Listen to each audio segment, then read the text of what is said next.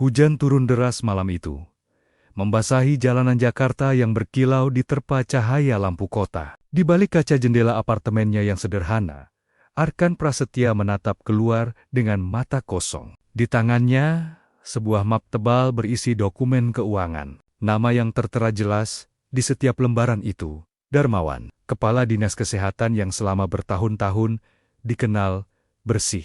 Namun di baliknya menyimpan rekening gendut hasil memotong dana obat-obatan rakyat kecil. Arkan menghela napas panjang. Ingatannya kembali ke malam 5 tahun lalu, malam ketika ayahnya meninggal di ranjang rumah sakit. Dokter mengatakan obat tidak tersedia.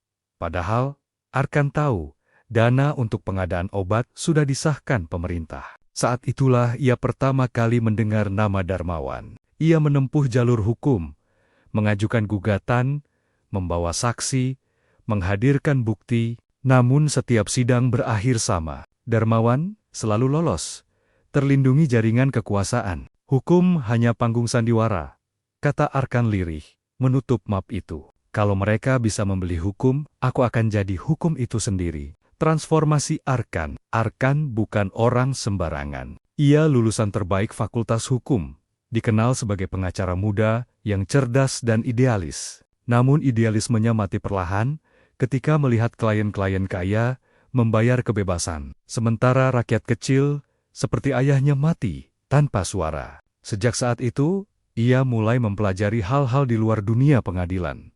Teknik investigasi, keamanan digital, bahkan cara kerja jaringan keuangan pejabat. Semua ia lakukan diam-diam.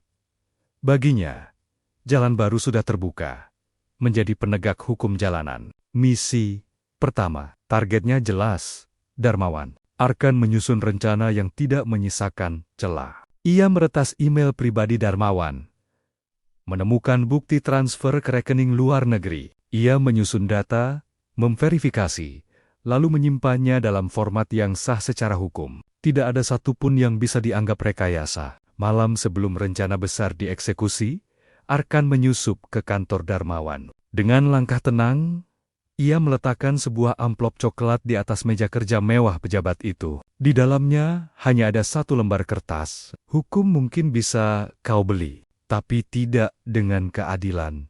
Bayangan gempar. Keesokan harinya, publik dikejutkan oleh berita besar. KPK secara resmi mengumumkan penangkapan Darmawan dengan bukti tak terbantahkan. Semua media menyiarkan wajah pucat pejabat yang dulu dielu-elukan sebagai teladan. Di layar televisi, wartawan menyebut nama baru, seorang sosok misterius yang membongkar kasus ini, dijuluki publik sebagai bayangan keadilan. Tidak ada yang tahu siapa dia. Tidak ada yang tahu bagaimana ia mendapatkan bukti ini. Tapi satu hal pasti, dia ada di luar jangkauan aparat. Arkan menatap berita itu dari kursinya. Senyum samar tersungging di bibirnya.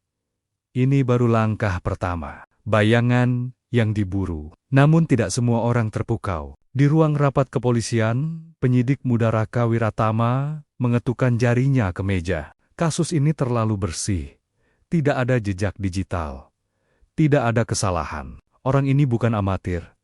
Saya pastikan, dia akan muncul lagi, dan saya akan menemukannya. Hujan kembali turun malam itu. Arkan berdiri di atap gedung, menatap langit gelap dengan hati yang lebih tenang. Vonis pertama telah dijatuhkan, dan ia tahu, jalan ini tidak akan bisa ia hentikan lagi.